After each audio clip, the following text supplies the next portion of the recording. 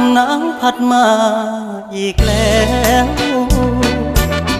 น้องแก้วคงหลงคอยพี่เคยสัญญาให้ไว้จะกลับไปหาคนดี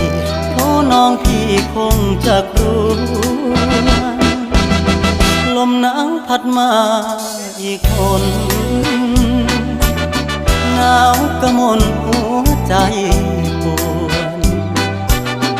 ยามหนาวมาห่างน้องเจ้าคงมองและรำครวญลมหนาวจะหวนกลับไปฟ้าเอ่ยโปรดเห็นฟ้าโปรดเป็นพยานให้ความรักยังไม่คลอนนิรันดร